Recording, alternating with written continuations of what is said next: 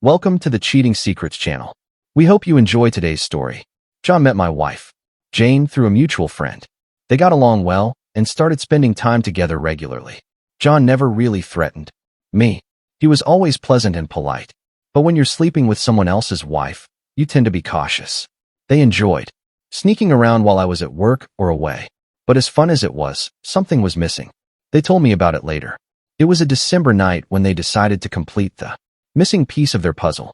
Jane invited John over to our place to play cards after dinner. He arrived around 8 in the evening, and Jane greeted him warmly. She hugged him, which I didn't think was that unusual. After all, they were friends. First, we sat on the couch, and I got John a beer from the fridge. When I returned, John and Jane were sitting together, holding hands, and she had them on his leg. "What's going on, guys?" I asked, as their expressions were like someone who had to deliver some awful news. "What, honey?" she said. "We need to tell you something, but we prefer if you sat down." I complied and sat down, and she continued to explain. "John and I have had a sexual relationship for the past 2 months. You see, there was a chemistry between us that was stronger than both of us, and one thing led to another. We care about each other," she reasoned. "I care about you too, and I didn't want to cheat on you. So, we have a proposal that we'd like to offer." John picked up where Jane left off.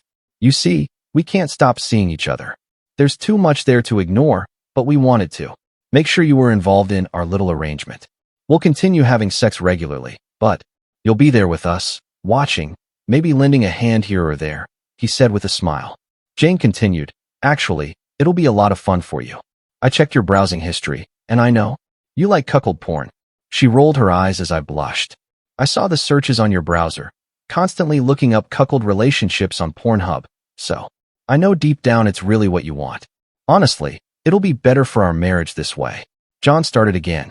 "So, all we need from you is a signed document. Just a statement that all parties within the contract agree to these terms." I glanced over the papers that Jane had pulled out of her purse. Some clauses indicated that she and John would be released from any legal repercussions if the agreement didn't work out, and I decided to initiate divorce proceedings. Some points allowed for various forms of physical contact, such as kissing, hugging, and even showering and sleeping together. I sat there with a dry mouth, unsure of what to say. Jane asserted her position. "Look, I love you, but I also love John and what he can do for me. It's not personal, but what he makes me feel, it's not something I can just walk away from. I know he feels the same way about me." John nodded in agreement. "So, sign the contract, babe. From now on, it'll be like this." What was I to do? I certainly didn't want a divorce, but I had no idea how I would react to seeing Jane with another man. I looked at the two of them again, their hands still intertwined, but now on her thigh. Jane looked at me seriously and said, "Maybe this will convince you to sign." I watched as she pulled John's face towards hers and began kissing him. He responded in kind and placed his hand on her cheek. Part of me couldn't believe what I was witnessing. There was my wife making out with another man. I didn't want to admit it, but the longer they kissed, the more turned on I became. I tried to move away and cover up, but John noticed it first. "Look, he likes it," he exclaimed. It was then that Jane reached out her hand to me. I looked at the contract with the pen in my hand and sighed. I couldn't hide this from them, and I wasn't sure if it was right that I've studied quite a bit about cuckoldry, but it was for a case I was working on. You see, I'm a private detective and I deal a lot with divorce cases in addition to the security company I own. Obviously, I hadn't done enough research, so I switched into detective mode, which I'm sure they didn't expect. I pulled out my miniature recorder and pressed the record button. Just to clarify, I would like to record our conversation to eliminate any future disagreements, just for my own peace of mind. Do you understand? There's a lot of legal mumbo-jumbo here. I noticed that both of you have already signed and had your signatures notarized. "Yes," said John. "We just wanted to save time. We knew you would agree to this. Geraldine, our notary, will be here soon to notarize your consent. Then we can start enjoying ourselves." He beamed like a child on Christmas. "Just for clarity, how long have you two been sleeping behind my back?" I can't believe I didn't catch on. Jane squeaked. "Well, we've been married for 4.5 years, and for 2.5 of those, John and I have had a romance. And please, Don't refer to it in such terms. He's my kindred spirit, and all this time, we've been in love. Actually, now I'm a little overzealous. Come on, Richard, don't be so self-absorbed. She's loving enough for both of us. I looked at them and realized my marriage was over. I took a pen, made my mark and stood up. I hope this satisfies you. I showed them the document. I had scribbled, oh damn it, next to the signatures. Jane looked at the contract and gasped. Sorry, you jerk. I share poorly. Now look here, John. I shook the beer bottle in my hand, pressing my thumb against the mouth, taking the contract. I folded it and slipped it into my back pocket. Then I aimed the bottle at my soon-to-be ex-wife and the fool who used to be my friend, removing my thumb from the neck. The stream of liquid hit them both directly in the face. I turned, grabbed my briefcase, laptop, and jacket. And despite demands to come back here and where I thought I was going, I opened the front door. I bumped into Geraldine, the notary. It's your show, bitch. You must be Richard. Oh, damn. You're not lying, bitch. I sat in my pickup truck and reversed back to the beginning of the driveway. I engaged the drive and turned the wheels left, rolling over the lawn in front of the house and through the rose bushes. Coming off the curb, I clipped the left rear panel of that fool's Lexus. I know I acted like a teenager. So swimmy. At least he was still alive. I drove to her parents' house. I decided I would take a proactive approach.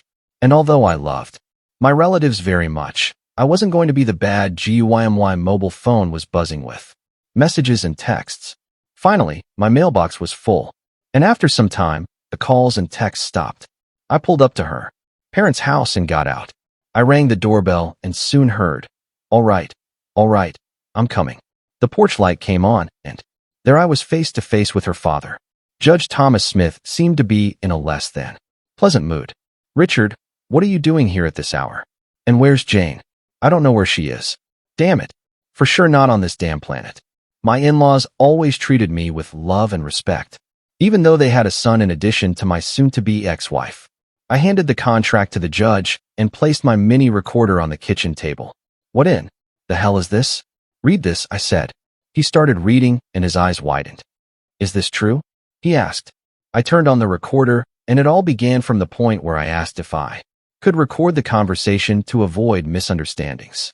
While she played it, his wife listened. And suddenly the robe she was holding closed came open and her hand reached for her face, covering her mouth. She gasped and the robe fell open, revealing a sexy black nightshirt she was wearing. Well, I thought, his evening is ruined. He finished reading and looked at me. I don't think there's any way around this, is there? What would you do in my situation? His eyes dropped and he sighed. I understand, son. Just then, their old-fashioned home phone rang. His wife answered it. Hello? Emlem. If Richard's there, I need to talk to him right now.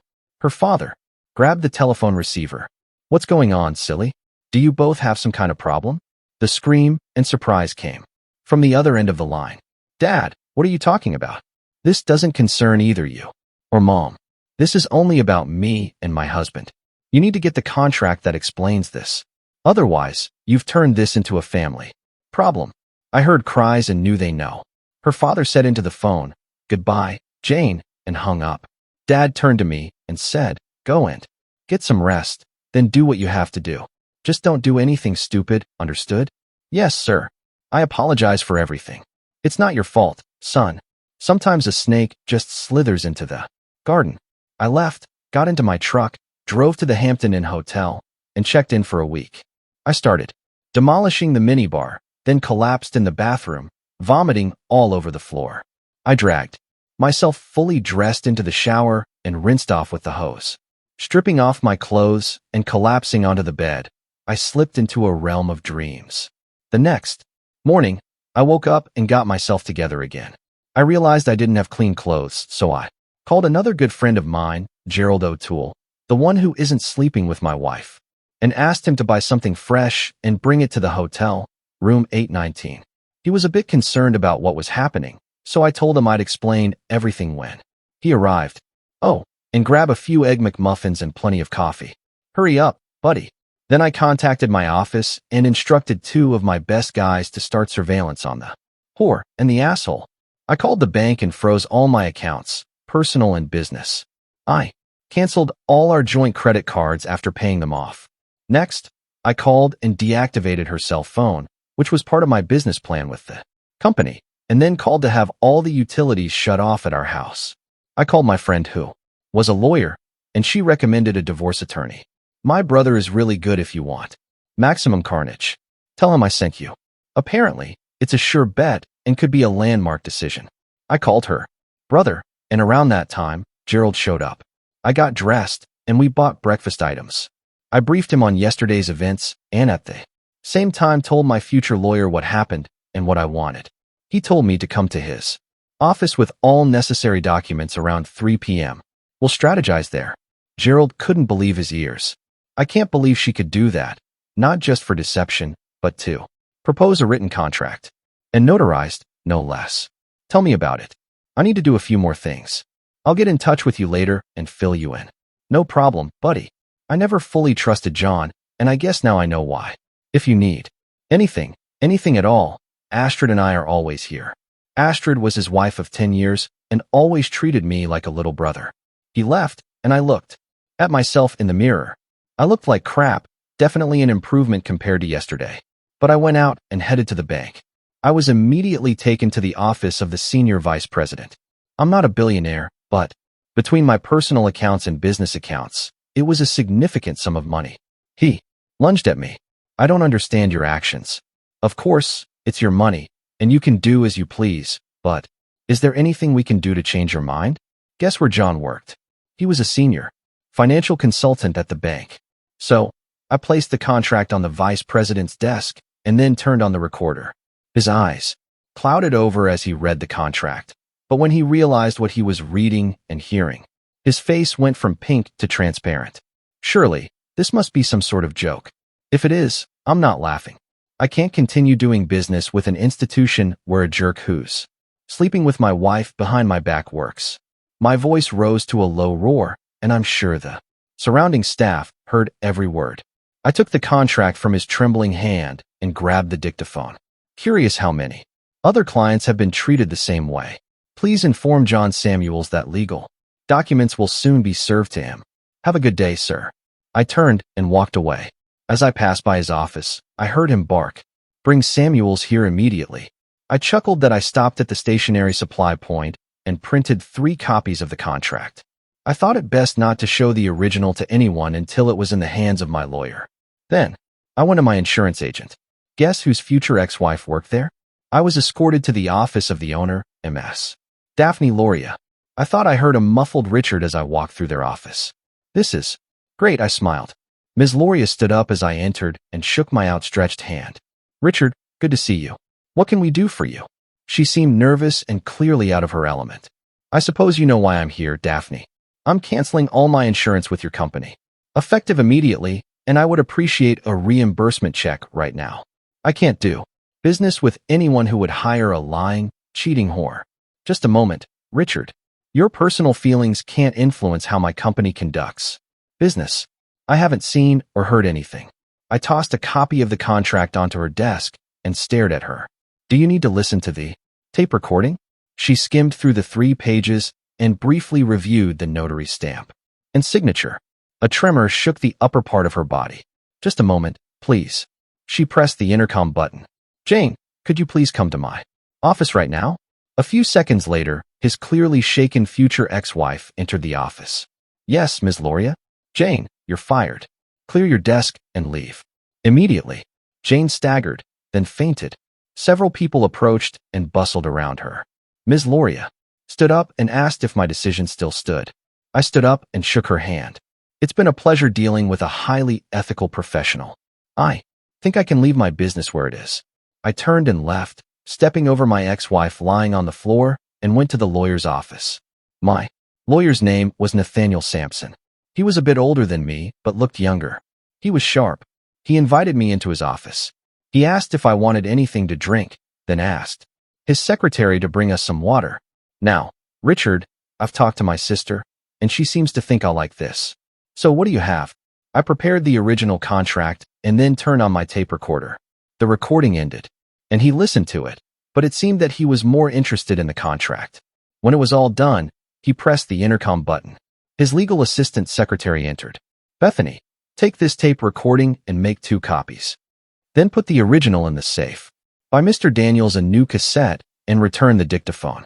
He returned to reading and occasionally glanced at me sideways. Finally, he set aside the contract and looked at me. "This is real, isn't it? No one could have made something like this up." He paused for a moment, then looked back at me. "All right, so what do you want to do?" "I want to crucify them. I want to cause them such intense pain that they can't hold down jobs or have any public life together. I want them to pay big time." He smirked slightly and smiled at me. "I've never seen anything like this in my life. I wouldn't pass up the chance to be a part of this for all the money in the world. The first thing we're going to do is bring in a notary and interrogate her. I've worked with her before and I think she'll be cooperative. We'll have our own notary here and we'll do everything by the book. Then we'll verify the authenticity of the tape and put it to good use. We'll push for a jury trial and nail them." "Oh," I said, "I think they've both lost their jobs already." I made a bit of a stir at the bank and at her workplace. "Even better if we just ramp up the pressure. If we get a jury trial, I'll take this on a public interest basis. I'm already liking this. That's the thing. They have no grounds for slander or defamation. We have evidence that everything they said is true. As long as we stick to the facts, they won't be able to do or say a damn thing." Light slowly dawned on me. They dug their own grave. We brought in a notary, and when everything was laid out for her, she went after them. She attested that they also wanted to have their cake and eat it too. Nathaniel arranged a meeting with the judge and presented our case. He shook his head and looked at me. "I sympathize with you, Mr. Daniels. If I can, I'll do everything in my power to make things right. But are you sure you want the jury to hear this?" My lawyer intervened. "Your Honor, my client seeks maximum pain and suffering for the woman who technically is still his wife and the man she was involved with. He wants their marriage annulled and her to leave with nothing. Absolutely nothing." "Very well. Counselor, prepare it, and let's see if the other parties agree." We notified the other 2 and told them to sign the papers or hire a lawyer. They howled. They were almost broke because their utilities were turned back on and they were unemployed. But she refused to sign, and he was banking on a hefty payout. Finally, they hired some shady character to represent them. They didn't mention the contract or the recording to her lawyer. We scheduled a meeting at my lawyer's office and clarified everything. My lawyer checked the recording for timing and sound authenticity. We were prepared. They showed up at 11 a.m., accompanied by her father. I was slightly surprised and concerned. I shouldn't have done this. Jane approached me, as if about to embrace. I pushed back against her advances and mocked. "My former friend." She started by saying that all of this was a big misunderstanding and that I brought down a holy hell upon them both. They both lost their jobs, were almost broke, and had no prospects for the future. I formalized a waiver of claims and handed over the house to her. But without money, they were quickly sinking. They tried to put it up for sale, but luck wasn't on their side. She wanted me back in her life, in her bed, and most importantly, in her bank account. My lawyer responded with a question. "Are you still dating Mr. Samuels?" Her lawyer stated that it was irrelevant to the discussion. "They're just friends." With those words, my lawyer pulled the contract from his stack of documents and placed it in front of the guy. "Let's try this again." He stood facing Jane as her lawyer read the document. "Are you still dating Mr. Samuels?" She paled and almost fainted. "I don't think I want to answer that question. It's too personal." "That's fine, Miss Farrell. You'll be able to answer it under oath in court." I became increasingly self-satisfied, watching their lives crumble. Her lawyer finished reading the contract, and he looked like he was about to be sick. "You never mentioned this before," he exclaimed. He turned to my lawyer. "These are all rumors. You have no real evidence." That's when my lawyer produced a sworn affidavit from Ms. Geraldine Schultz, their notary. He handed it to the lawyer, along with a signed and notarized statement from me detailing what was said and demanded. Then he produced the audio recording. "This is admissible in court since your clients knew what was happening and willingly agreed to it." My guy pressed the play button, and their whole world came crashing down. Their lawyer looked panicked. It was then that her father, the judge, spoke up and settled everything.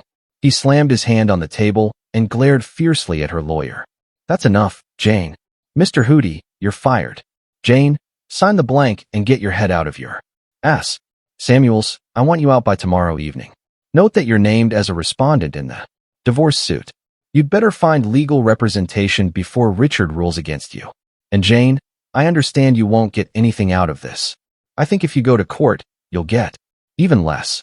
My wife and I are disgusted by you and your behavior. Your brother refuses to bring his wife and kids into our home as long as you're there. So you'd better start looking for another place to stay. Samuels is your kindred spirit, and you preferred him over your husband. So maybe things will work out for both of you. I heard him whisper, I sincerely hope not. It turns out that Jane's parents were paying the bills for her legal representation. So, she signed everything while Samuels jumped up and ran out of the room. He vanished off the face of the earth. I have nothing to do with that. Cough. 3 months later, I was the only one sleeping in my bed, and I was a lonely man. Well, that was last night. The Jones sisters promised me they would cheer me up tonight and all day tomorrow. Life is good.